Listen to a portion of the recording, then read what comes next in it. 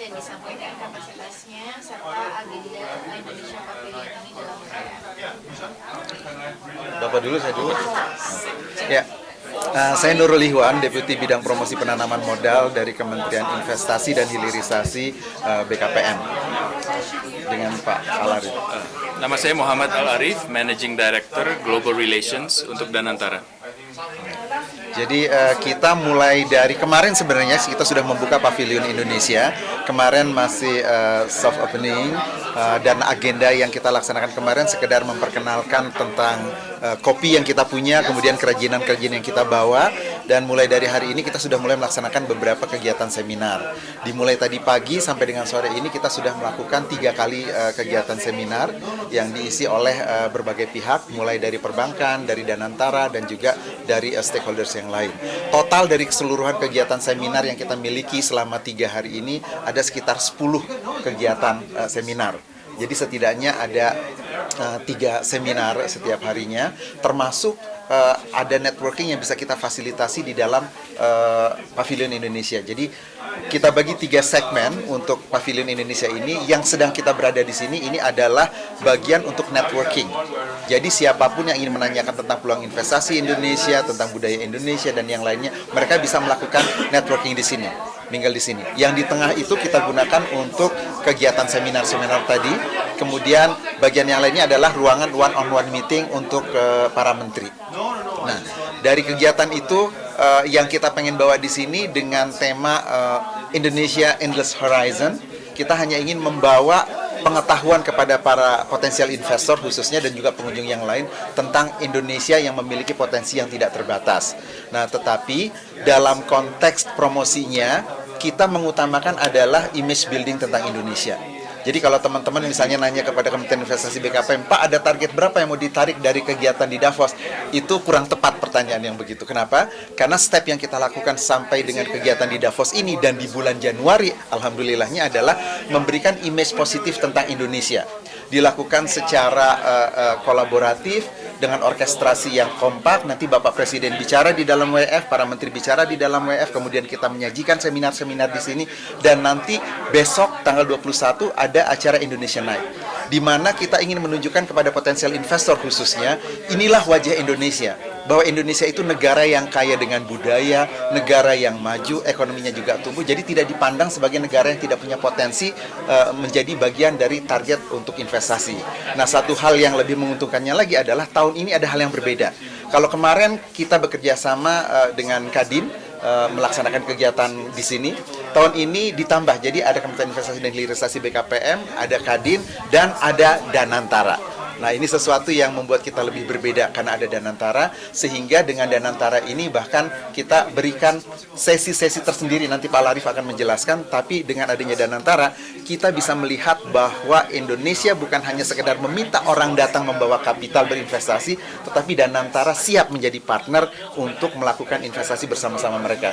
Dari sisi ini, kami dari pemerintah, dari Kementerian Investasi, adalah a kind of guarantee for the investors that they have a kind of safe investment in Indonesia, karena Danantara sama-sama put the money on the table together with them. Nah, selebihnya Danantara mungkin bisa menjelaskan.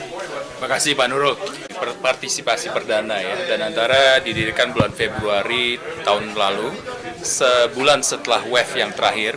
Otomatis suatu kehormatan bagi Danantara untuk jadi bagian dari narasi nasional ini. Jadi kami tentu bergerak bersama ya, in tandem dengan pemerintah, dengan Kementerian Investasi dan juga dengan Kadin sebagai menyampaikan narasi yang kohesif ini, narasi nasional yang kohesif ini. Seperti Pak Nurul bilang, berbeda dengan tahun lalu, sekarang ada tambahan Danantaranya di dalam itu.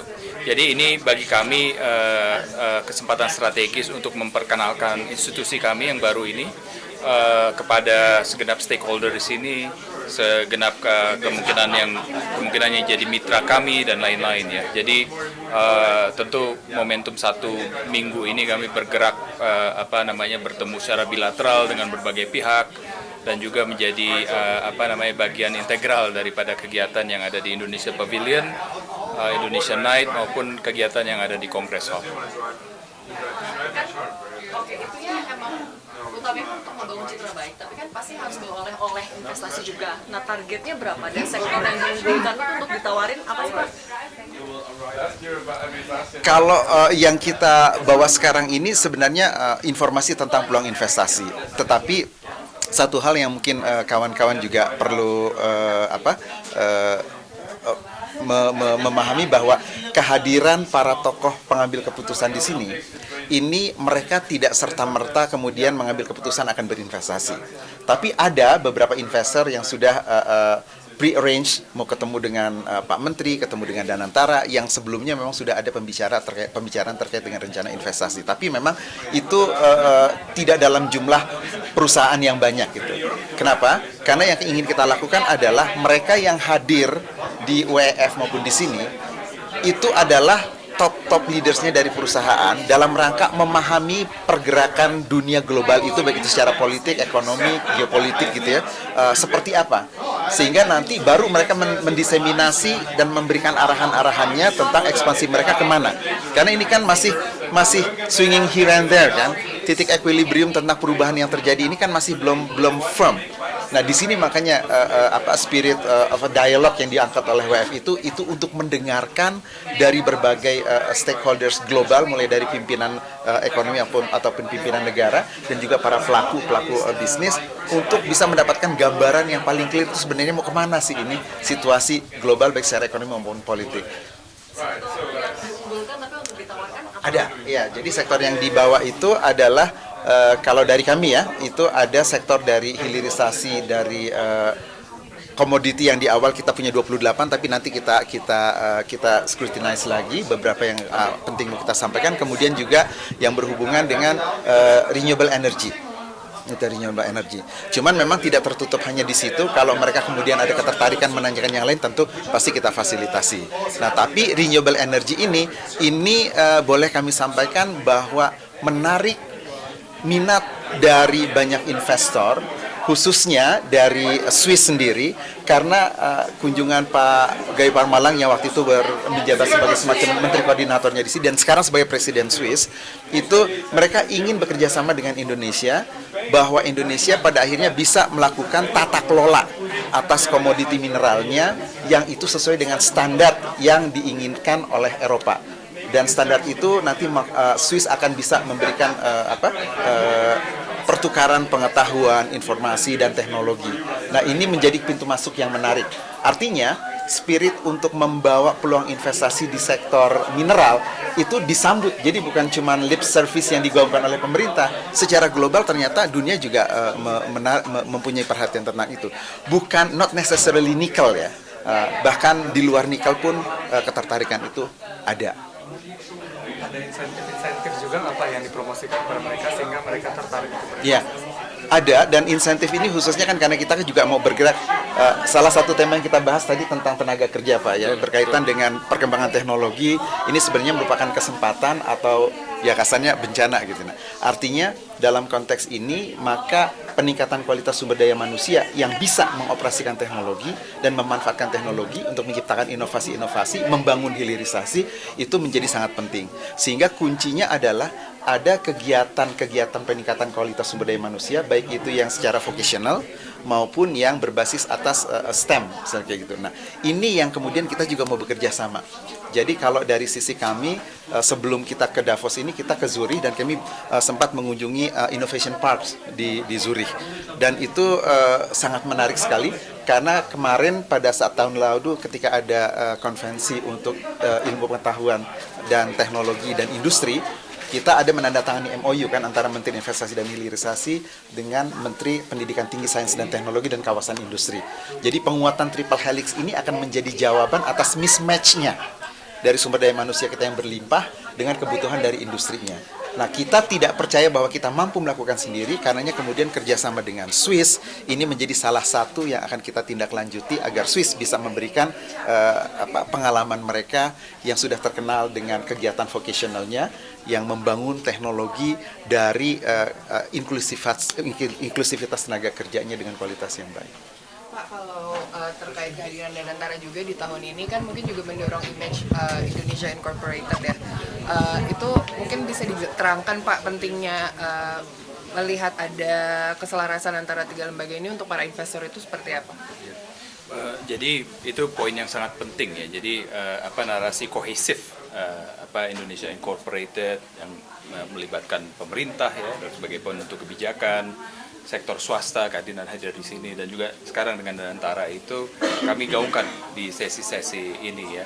Kita bergerak secara terpadu gitu ya. Jadi keterpaduan itu sendiri sebenarnya udah memberikan message yang kuat gitu ke segenap pihak yang ada di sini gitu ya.